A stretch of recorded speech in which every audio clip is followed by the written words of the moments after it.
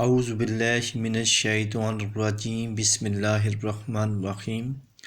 Student, जैसा कि आप लोग जानते हैं कि प्री नाइन्थ मैथ की बुक्स चेंज हो गई है, तो उसका lecture number 7 example number 3 unit number 1 आज हम डिस्कस करेंगे। इससे पहले वो स्टूडेंट जिन्होंने अभी तक चैनल को सब्सक्राइब नहीं किया वो जल्द से जल्द चैनल को सब्सक्राइब करें और बेल आइकन पर क्लिक करें ताकि हर आने वाली वीडियोस का नोटिफिकेशंस आपको वक्त पे मिल सके। स्टूडेंट्स, प्री नाइन्थ की बुक्स के लिए आपको अभी से मेहनत करनी है क्योंकि नई बुक है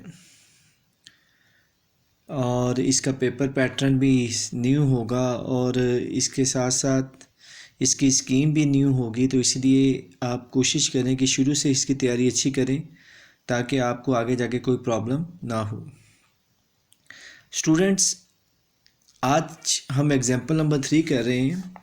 express the following recurring decimal as the rational number p over q where p and q are integers. Student, हमने इस क्वेश्चन को एक्सप्रेस करना है रैशनल नंबर में यानी p ओवर q फॉर्म में। यू नो दैट कि रैशनल नंबर हमने अपने लेक्चर्स में भी प्रीवियस लेक्चर में डिस्कस किया था कि ऐसे नंबर्स जिनको हम p ओवर q की फॉर्म में लिख सकते हैं वो रैशनल नंबर कहलाते हैं और ऐसे नंबर जो p ओवर q की फॉर्म में नहीं लिखे जा सकते वो इरैशनल नंबर कहलाते हैं। A numbers which can be written in the form of p over q is called rational numbers. A numbers which cannot be written in the form of p over q is called irrational numbers. Student, यहाँ पे एक word use हुआ है recurring decimals. Decimal points recurring, री का मतलब होता है बार बार आना, रिपीट। करिंग वर्ड निकला अक्कर से, किसी चीज़ का बार बार आना उसे रिकरिंग कहते हैं। और हमने प्रीवियस लेक्चर में पढ़ा था कि रिकरिंग डेसिमल जो होते हैं वो रैशनल होते हैं, लेकिन यहाँ पे हमने एक्सप्रेस करके भी बताना है। इस एग्जाम्पल के 2 पार्ट्स हैं। फर्स्ट पार्ट है 0.5 बार और सेकंड पार्ट है स्टूडेंट्स 0.93 बार। इस क्वेश्चन को स्टूडेंट करने का आसान मेथड क्या है कि सबसे पहले आप इसको लेट कर लें x के equal, let x is equal to 0.5 bar. Student, यहाँ मैं आपको बताता चलूँ कि जिस नंबर के ऊपर, जिस डिजिट के ऊपर बार लगा होगा, इट मीन जब आप बार ख़त्म करते वो डिजिट रिपीट होना शुरू हो जाएगा और इतना रिपीट होगा कि इनफाइनाइट आंसर आएगा, यानी कि अप टू सोन चलता रहेगा। अगर आपने ये डॉट्स ना लगाए तो ये फाइनाइट बन जाएगा, यानी ये टर्मिनेटिंग डेसिमल फ्रैक्शन बन जाएगी। ठीक है, तो ये बेसिकली क्वेश्चन रिकरिंग का है, इसलिए डॉट्स लाजमी लगाने हैं आपने। तो जैसे ही हमने बार मूव किया रिपीट होना शुरू हो गया। आप इसको 5 टाइम्स लिख सकते हैं इस डिजिट को जो भी बार के नीचे होगा। तो x is equal to 0.55555 up to so on equation 1 बन गई। अब students multiplying on both sides by 10। अच्छा, अब यहाँ सवाल ये है स्टूडेंट्स कि हमने 10 से ही क्यों मल्टीप्लाई किया, हम 100 से 1000 से भी मल्टीप्लाई कर सकते थे। स्टूडेंट्स याद रखिएगा, पॉइंट्स के बाद जितने डिजिट्स होते हैं हम उस वैल्यू से मल्टीप्लाई करते हैं। यानी अगर एक डिजिट है तो एक ज़ीरो वाली वैल्यू यानी 10 से मल्टीप्लाई करेंगे, अगर 2 डिजिट्स हैं तो 100 से, अगर 3 डिजिट्स हैं तो 1000 से। तो यानी यहाँ पे 0.5 बार है तो इसका मतलब है कि बार के नीचे एक डिजिट है तो इसको हम लोग 10 से मल्टीप्लाई करेंगे। यानी पॉइंट्स के बाद जितने डिजिट्स होंगे उसी हिसाब से, अगर एक डिजिट है तो 10 से मल्टीप्लाई करेंगे, 2 डिजिट्स हैं तो 100 से मल्टीप्लाई करेंगे, 3 डिजिट्स हैं तो 1000 से मल्टीप्लाई करेंगे, इसी तरीके से। सो हमने लेफ़्ट साइड को भी, x को भी 10 से मल्टीप्लाई किया, 10x आ गया। राइट साइड को भी हमने 10 से मल्टीप्लाई कर दिया। स्टूडेंट्स, आप इसे कैलकुलेटर पे भी मल्टीप्लाई कर सकते हैं। 10 मल्टीप्लाई 0.5555 अप टू सोन।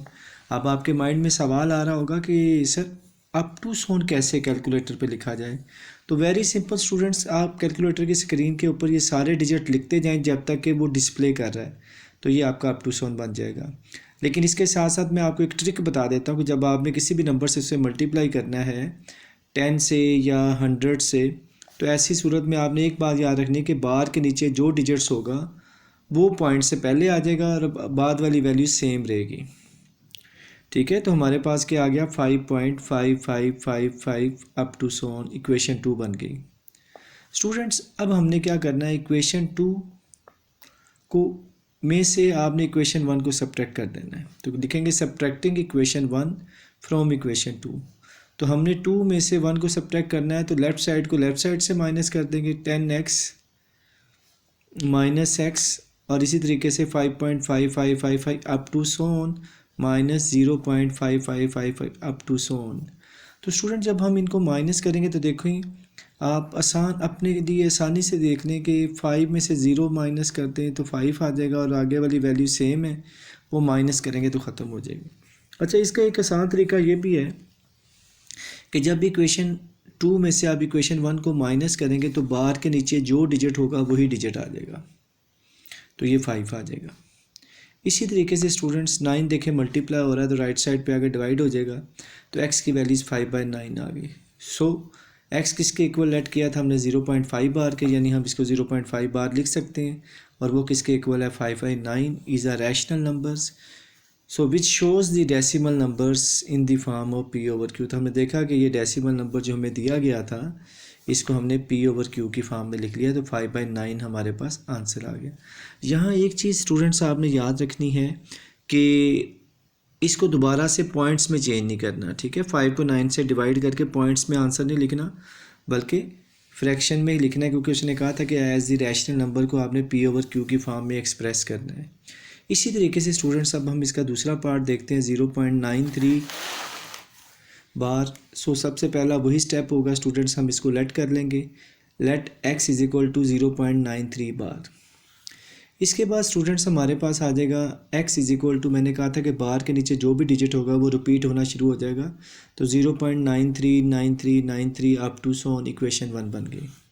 अच्छा, आपको कोई डबल डिजिट था तो हमने उसके 3 डिजिट्स सिर्फ शो करवा दिए, यानी 3 टाइम्स उसे शो करवा दिया।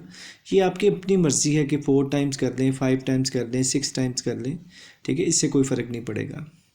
Students multiplying on both side by 100। अब हम 100 से क्यों मल्टीप्लाई कर रहे हैं, जैसे मैंने आपको बताया था कि प्रीवियस पार्ट के अंदर कोई 0.5 बार था, यानी पॉइंट के बाद एक डिजिट था, इसलिए हमने 10 से मल्टीप्लाई किया था। अब देखें पॉइंट के बाद 2 डिजिट्स हैं, तो अब हम 100 से मल्टीप्लाई करेंगे। So multiplying on both side by 100, तो लेफ़्ट साइड को x को 100 से मल्टीप्लाई किया तो 100x आ गया। इस तरह राइट साइड को 100 से मल्टीप्लाई कर दिया। मैंने कहा था आप इसे कैलकुलेटर पे भी कर सकते हैं, और इसका एक ट्रिक मैंने बताया था कि बार के नीचे जो डिजिट्स होंगे वो शुरू में आ जाएंगे। 93 शुरू में आ गया, 0.939393 अप टू सन वैसे ही आ गया, इक्वेशन 2 बन गई। अब स्टूडेंट्स क्या करना है, सब्ट्रैक्ट कर देना है इक्वेशन 1 को फ्रॉम इक्वेशन 2 से। जब इक्वेशन 2 में से इक्वेशन 1 को सब्ट्रैक्ट करेंगे तो 100x में से x माइनस हो जाएगा, और इसी तरीके से 93.939393 में से 0.939393 माइनस हो जाएगा। जब स्टूडेंट्स हम इन दोनों वैल्यूज़ को माइनस करेंगे तो हमारे पास हमेशा, मैंने कहा था, जो बार के नीचे डिजिट होगा वो आ जाएगा। 93 आ गया, 100x में से एक x निकाल दिया तो 99x आ गया। स्टूडेंट्स अब 99 मल्टीप्लाई हो रहा है, राइट साइड पे आकर डिवाइड हो जाएगा। सो x की वैल्यूज़ आ गई 93/99, ठीक है, और x किसके इक्वल है जी, 0.93 बार के, तो हमने लिख दिया 0.93 बार 93/99 जो है is a rational numbers which is the form of p/q। तो ये p/q की फॉर्म में आ गया। स्टूडेंट्स आपके लिए एक ट्राई योर सेल्फ एक चैलेंज है, जो आपने इसका आंसर कमेंट्स में बताना है। What will be the product of 2 irrational number, यानी कि अगर आपके पास 2 इरेशनल नंबर हों, उनको मल्टीप्लाई करें तो हमारे पास आंसर क्या आएगा, रैशनल नंबर आएगा या इरेशनल नंबर आएगा, ये आपने बताना है।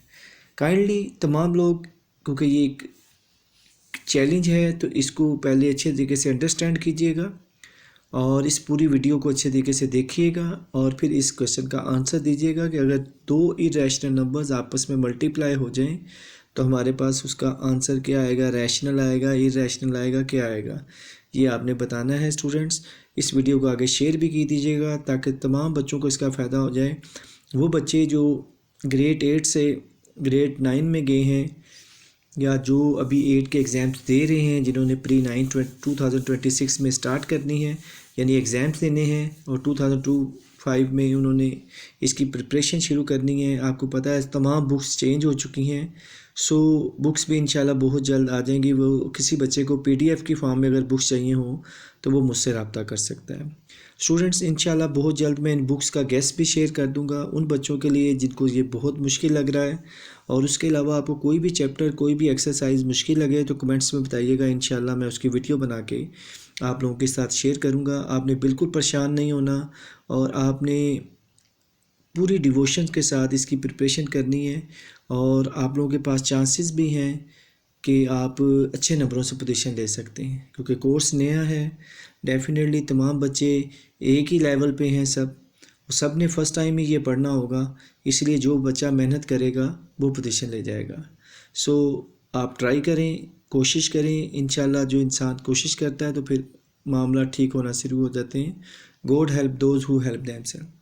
खुदा भी उन्हीं की मदद करता है जो अपनी मदद आप करते हैं। तो आपका काम है कोशिश करना, नमाज़ पढ़ें, अल्लाह से दुआ करें कि अल्लाह ताला आपको अच्छे नंबरों से कामयाबी अता फरमाए, और फिर मेहनत करें, क्योंकि आपका काम मेहनत करना है। बाकी तो सारे मामला अल्लाह पे छोड़ दें, ठीक है, लेकिन मेहनत आपने करनी है। इंशाअल्लाह नेक्स्ट वीडियो में मुलाकात होगी, तब तक के लिए इजाज़त दीजिएगा। अल्लाह हाफिज़, अस्सलाम वालेकुम।